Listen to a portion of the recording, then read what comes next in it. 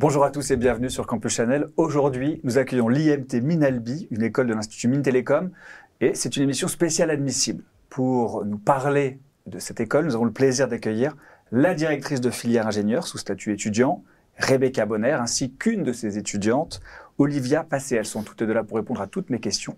Mais avant cela, nous commençons avec le traditionnel pitch.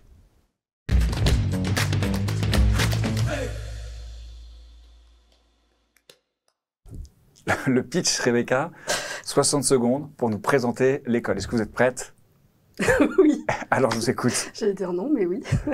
Donc, l'IMT Minalbi, c'est une école de l'Institut Mines-Télécom, qui est aussi de l'Université fédérale de Toulouse et qui a de nombreux partenariats.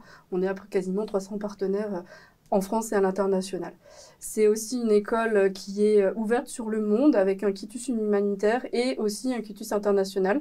Donc avec une obligation de séjour à l'international ou de semestre à l'international. C'est également une école très égalitaire. On est sur une des écoles qui a le plus de femmes dans ses filières, avec un taux quasiment 50-50. Donc ce qui est intéressant en école d'ingénieur. Et puis c'est aussi une école qui est bien située dans son milieu, dans une ville classée à l'UNESCO, qui est également aussi très proche de la mer, de la montagne. Donc il y fait très bon vivre. Et en plus, on a un super campus à l'américaine avec beaucoup de terrains de rugby, vu qu'on est dans le sud. Très bien. Alors, on aura l'occasion évidemment de reparler du terrain de rugby, des universités, des partenariats. Mais avant cela, on commence avec les admissions.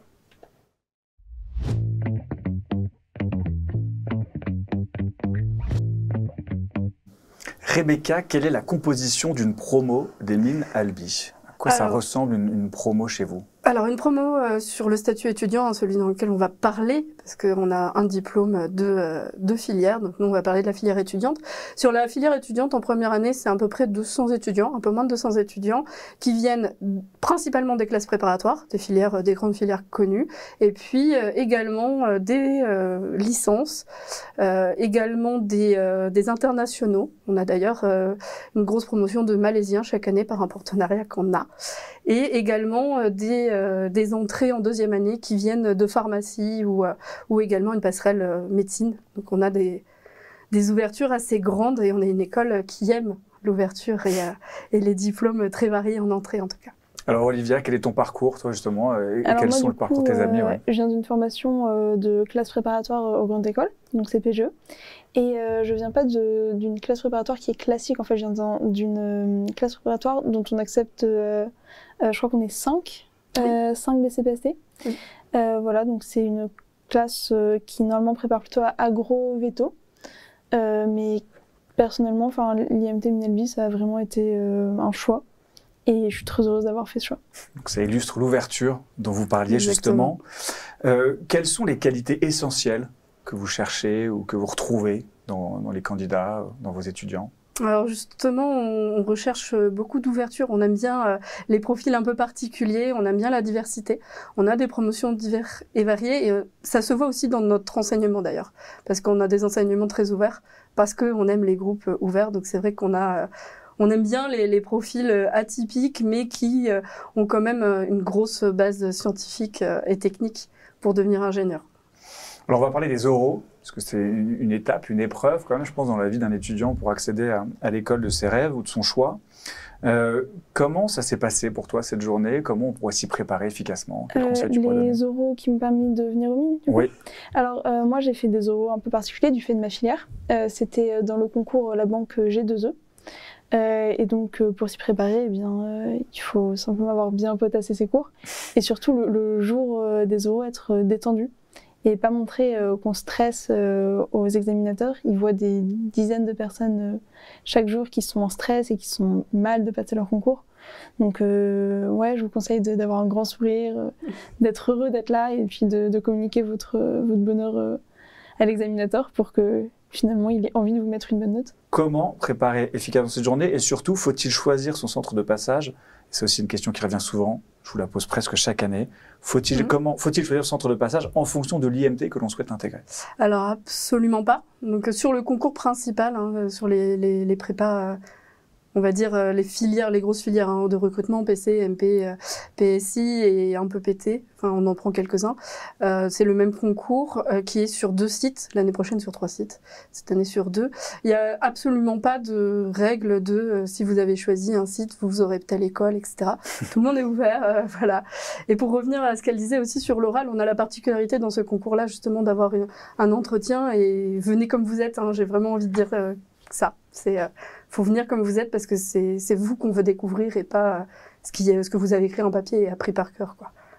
Très bien, et ça permet aussi donc de refléter cette ouverture que vous recherchez, qu'on retrouvera pour nos étudiants, et qui n'est pas justement écrite dans un manuel ou dans un livre de physique, de maths, que sais-je. Qu'est-ce que tu préfères à l'IMT Minalbi? Je pense que c'est plutôt l'ouverture d'esprit et la volonté aussi qu'on ait une culture de l'ingénieur, donc pas simplement qu'on ait une base scientifique, même si évidemment c'est primordial, mais qu'il y ait, une véritable réflexion sur l'éthique et le rôle d'un ingénieur dans la société. Très bien. Alors, un ingénieur utile qui réfléchit, je ne sais pas si c'est un cliché, en tout cas, c'est une réalité à l'IMT Minalbi. Et pour les autres, découvrons-les à travers la rubrique des clichés.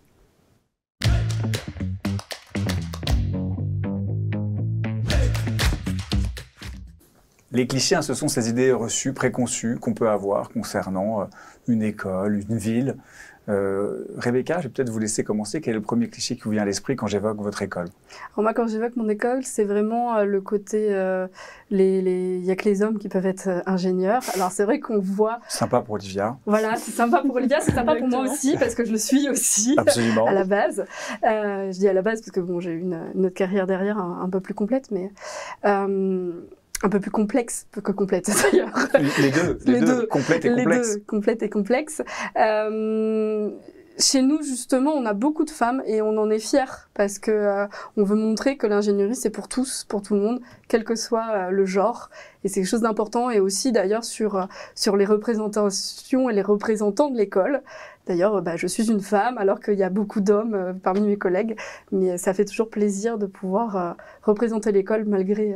le fait qu'on a le cliché que c'est plutôt les hommes qui devraient faire ça. Donc on les retrouve à la fois au sein des étudiants, à la fois au sein du corps professoral, à la fin on est pas mal aussi, et à la fois au sein des directions et de l'administration. Super, très bien, c'est très clair. Olivia, quel est le premier cliché qui vient à l'esprit? Le cliché que j'ai, ce serait plutôt sur la ville d'Albi, qui finalement, on peut se dire que c'est une ville assez isolée. Alors c'est où? Où est-ce situé? C'est proche de Toulouse. D'accord. C'est à 1 heure de Toulouse en train. Et donc, c'est une ville qu'on pourrait penser comme étant isolée, avec peu d'étudiants, une population plutôt vieillissante. Et finalement, pas du tout. On a je crois, plus de 6000 étudiants, quelque chose comme ça dans la ville. Il y a l'université de Champollion, il y a les mines d'Albi. Puis il y a la proximité avec Toulouse, quand même, qui est vachement appréciée par les étudiants. Et simplement sur le plan de la ville, il y fait bon vivre, quoi. C'est... Comme on l'a dit au début, c'est entre la mer et la montagne, il fait chaud, c'est le sud. Et il me semble qu'Albi, c'est classé au patrimoine de l'UNESCO, donc voilà, simplement, c'est une ville agréable. Donc en plus d'être agréable, c'est une belle ville. Exactement. Et alors, ce que tu essaies de nous dire, c'est qu'en gros, c'est parce qu'on est à Albi qu'on ne peut pas faire la fête, c'est ça que tu... Oui, exactement. Franchement, si les étudiants ont peur ont un doute là-dessus, de ne pas s'amuser à Albi, ils ont tort. Très bien, au moins le message est passé. Alors, on reviendra sur cette vie étudiante, notamment à travers la rubrique suivante, le programme et la vie étudiante.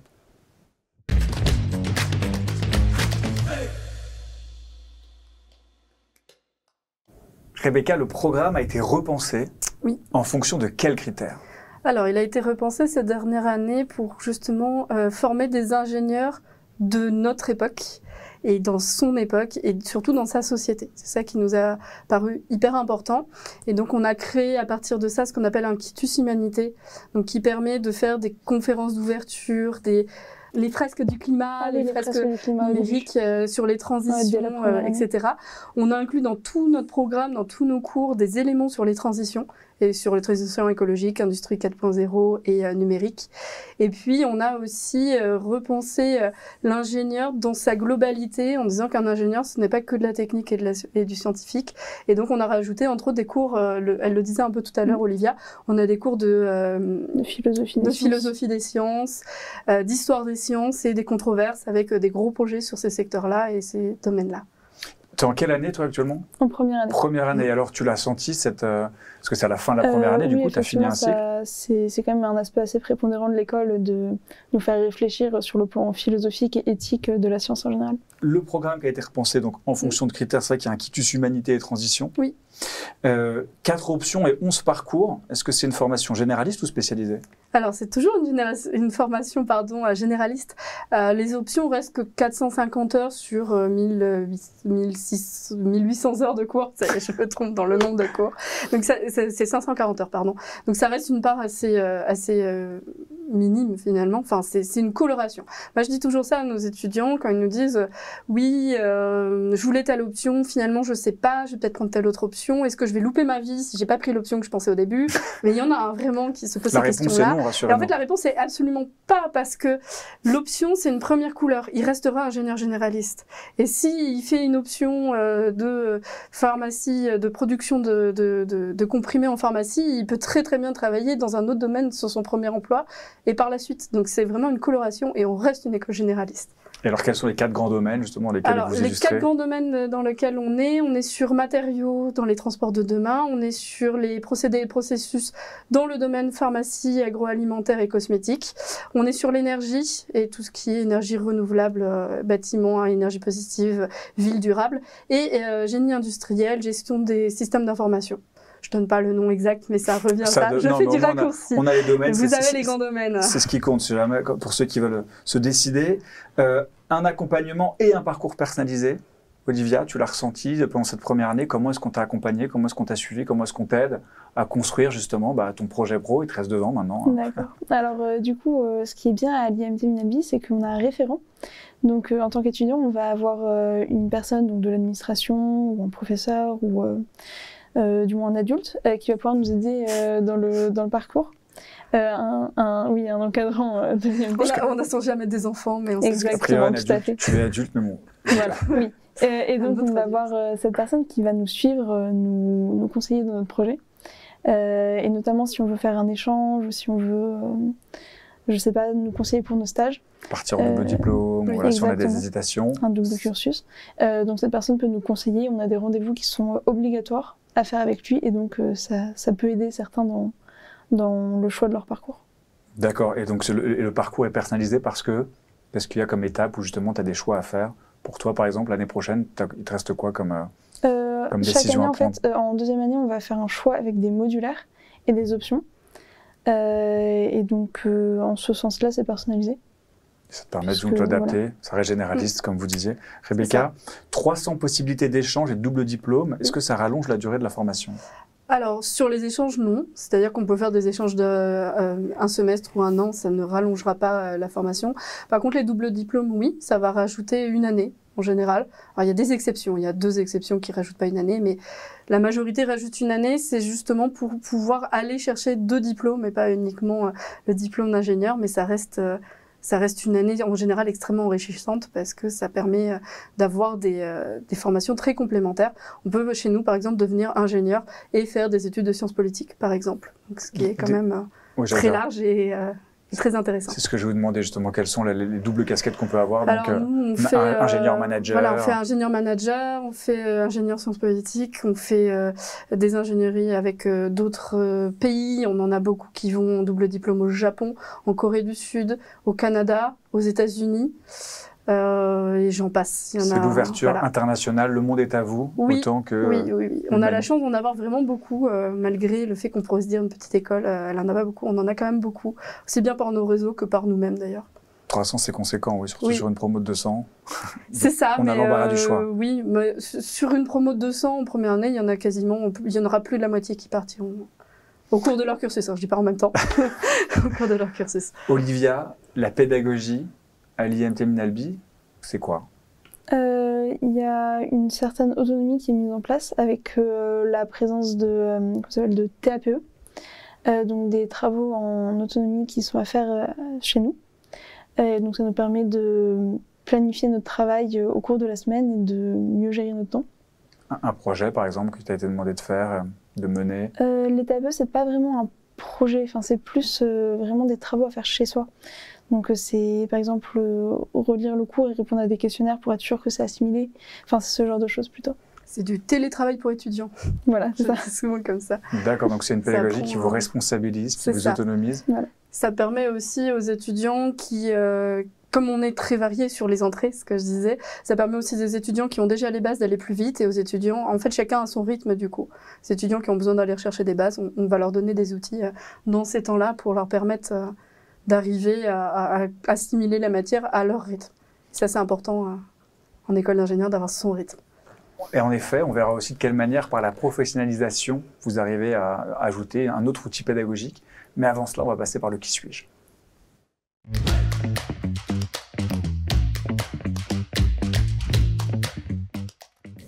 Le qui suis-je, 3 personnalités que je vais vous présenter et vous allez devoir me dire laquelle si vous les reconnaissez. Mais si vous ne les connaissez pas, je vous les présente, c'est pour ça que je l'ai précisé. Elles vont apparaître sur votre droite. Je vais vous dire pourquoi je les ai prises. Tout à droite, j'ai pris Tim Cook.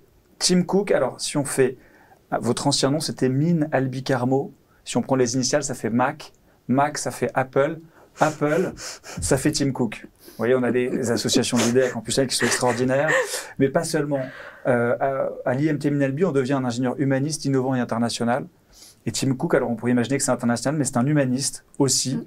En 2012, il a donné 50 millions de dollars aux hôpitaux de Stanford. Il a financé 25 millions de dollars un hôpital en Californie. En mars 2015, il a légué sa fortune à des œuvres caritatives lorsqu'il mourra. Donc c'est aussi une personne qui n'est pas que business, il ne fait pas que les téléphones dont on se sert. Au centre, vous avez les Minions. Alors là, c'est un jeu de mots superbe. Min, Albi, Minions. Et oui, les Minions, vous les connaissez, ils sont innovants.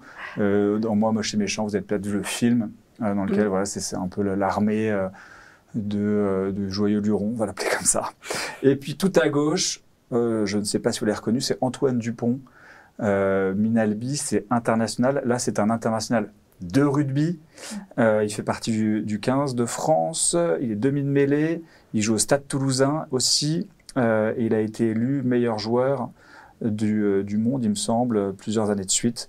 Et il a remporté le championnat de France en 2019, 2021 et 2023, la Coupe d'Europe en 2021. Bref, pour ceux qui suivent le rugby, c'est le meilleur joueur du monde. Voilà pour mon interprétation. Donc, on a innovant, humaniste, international. Finalement, les ingénieurs que vous créez, c'est un peu le mix de tout ça. Et vous, ou plutôt et toi, Olivia, tu choisirais qui ? Moi, plutôt Tim Cook, du coup, parce que on est sur... Enfin, je pense que le caractère humaniste de l'école, c'est ce qui est le plus important.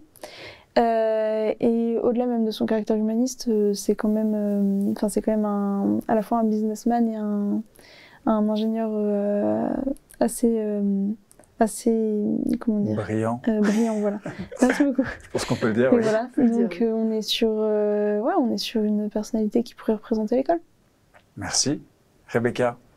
J'avais envie de prendre le même, mais du coup, je vais varier. Vous avez le droit de prendre le même si vous voulez. Je ne pense pas que Tim aurait un tel succès, mais sinon, allez-y. Non, mais j'avais un peu les mêmes arguments. Donc, j'ai envie de choisir les Minions pour dire que, effectivement, on a aussi... Ah, j'avais pas fait les autres, ils sont pas mal. Eh oui, c'est extraordinaire. Non, il y a le côté innovation. Alors, eux, ils font un peu de l'innovation involontaire, les Minions. Nous, on le fait pas forcément involontairement, mais c'est vrai qu'on a aussi un aspect très innovant dont on n'a pas beaucoup parlé. On a entre-temps un incubateur, des cours d'innovation en pratique, de l'innovation entrepreneuriale. Donc, on a aussi un aspect très innovant et très dynamique sur ça aussi, de façon qui peut paraître surprenante vu notre situation aussi, mais pourtant, on a pas mal de sociétés qui sortent de nos étudiants et dont on est fier. Et puis il y a aussi le côté un peu rigolo, parce qu'on rigole aussi beaucoup chez nous. Je sais pas si c'est pour tout le monde, mais nous en tout cas, moi en tout cas, c'est un endroit que j'aime beaucoup pour ça. Il y a le côté social, la vie associative aussi, voilà. Qui est très riche. Il y a le côté aussi qu'on vit sur un campus, on reste une petite école dans le nombre d'étudiants, on n'est pas si nombreux que ça, et on reste une petite école qui aime bien vivre ensemble et qui fait bon vivre comme la vie. Exactement. Dans laquelle elle est. Qui se prend pas au sérieux en parlant de choses très sérieuses. C'est ça, mais on reste très sérieux dans ce qu'on fait. Bien évidemment. Alors, on avait parlé de la vie étudiante, on va en reparler encore un peu à travers les débouchés, puis on parlera aussi de la vie professionnelle.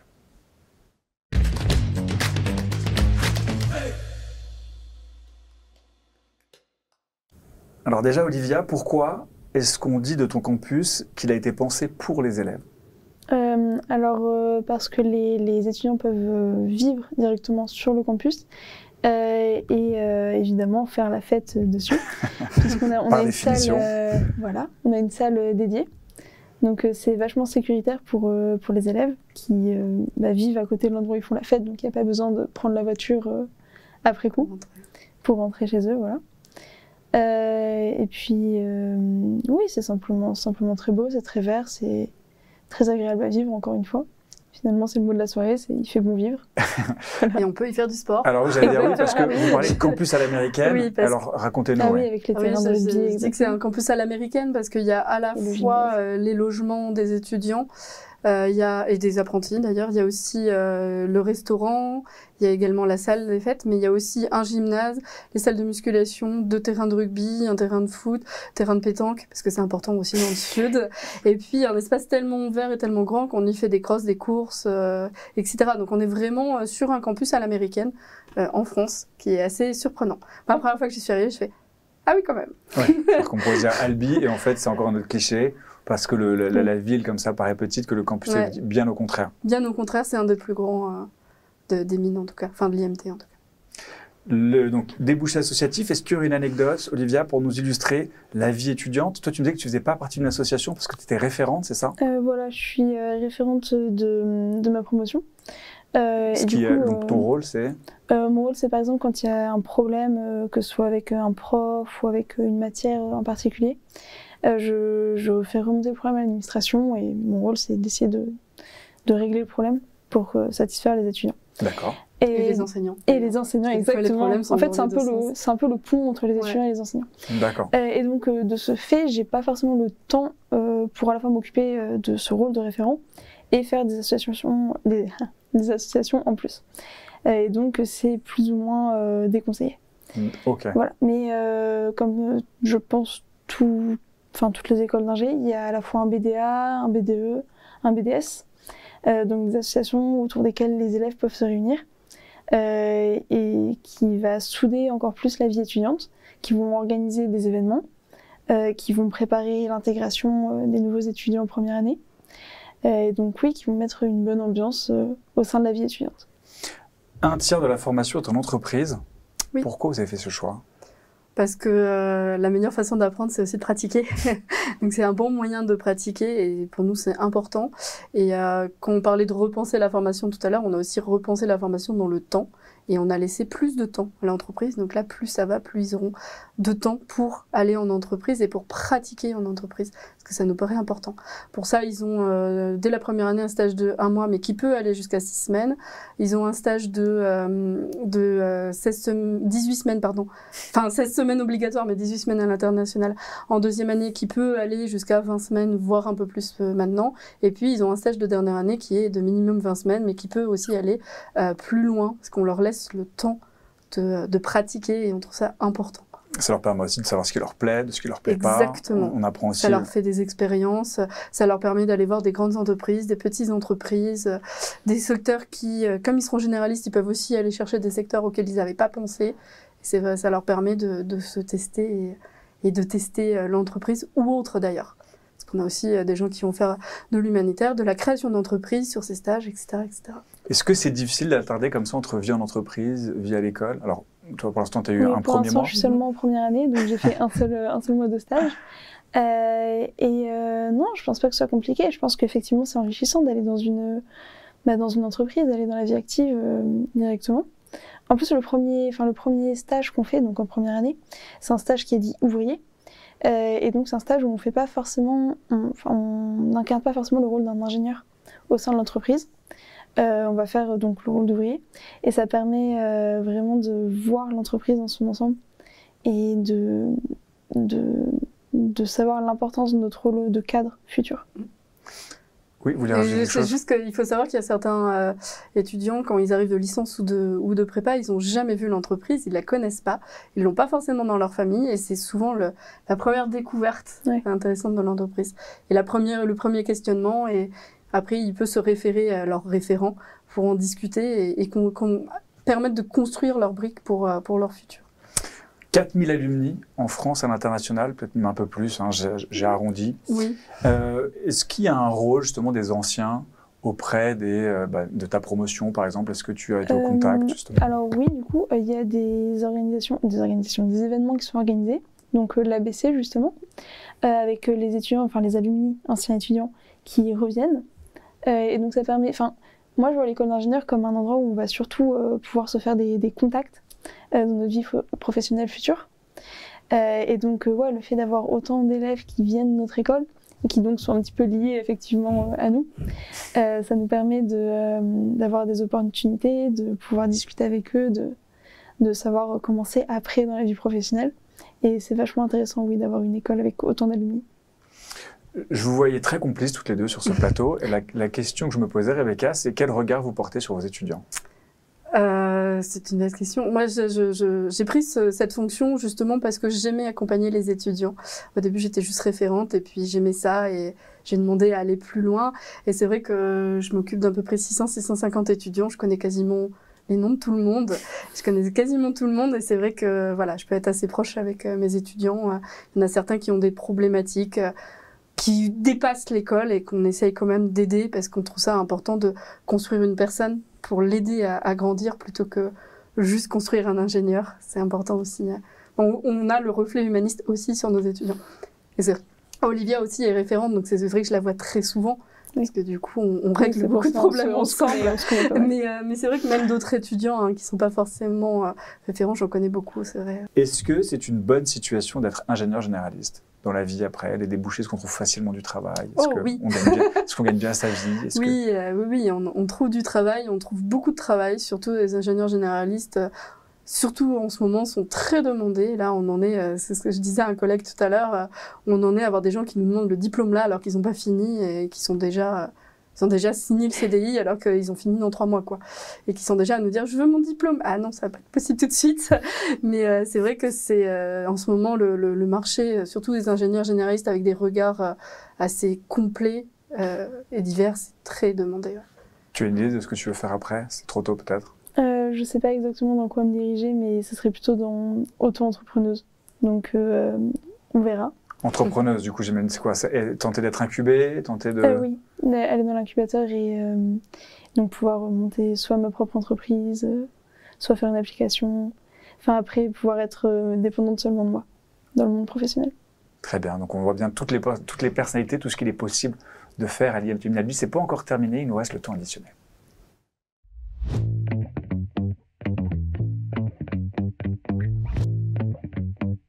Deux minutes pour conclure, pour peut-être ajouter un élément qui n'a pas encore été cité. À l'inverse, appuyer sur un point qui a été cité. Il fait bon vivre à Albi. Vous verrez, c'est une ville classée au patrimoine de l'UNESCO. Et puis il y a un campus étudiant pour faire la fête. À vous de voir.